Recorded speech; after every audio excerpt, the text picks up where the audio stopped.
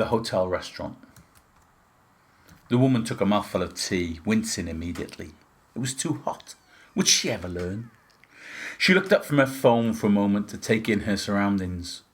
She hated these bleak hotel restaurants. Tables set out hopefully for 2 or 4 people, but all occupied by single white men in their 40s, with mobile phones and hotel burgers for company.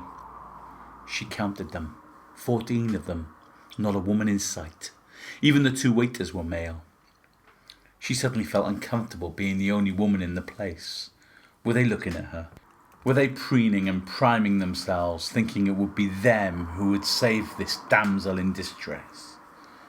Or did they think she was there on business, working, waiting for a lonely businessman to become a paying customer? She looked at her skirt and tights. Maybe she looked the part.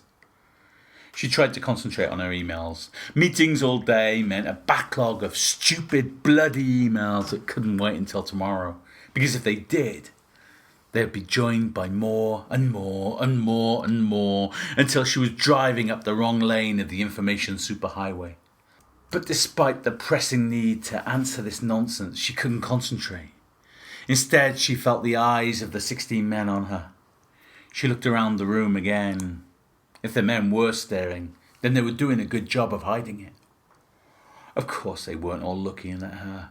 She was just being paranoid, just being silly. She was tired and headachy.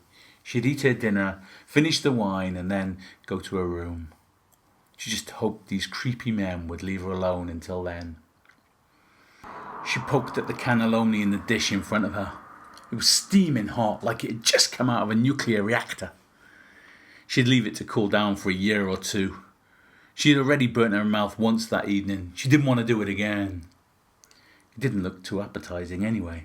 It looked like they'd used toilet rolls instead of pasta, and the cheese looked like it had been used once before. She looked down at her phone, but as she did so, she felt a shadow fall over her. She saw suit trousers in front of her, a purple tie, a white shirt. "Excuse me," the voice said. She didn't want to look up. She just wanted to be left in peace. She continued typing. How dare men just think they can hit on you just because you're sitting alone? Mel? He'd used her name. How did the creep know her name? Had he heard her check in? She felt nervous now. Did she dare look at him? In the end, she had no choice. He was stubbornly standing there, not going anywhere. She looked up to see a face she knew oh so well. That lovable, gormless face she'd wished she'd kissed in college instead of wasting time with that idiot Danny. Craig, she said in a state of disbelief.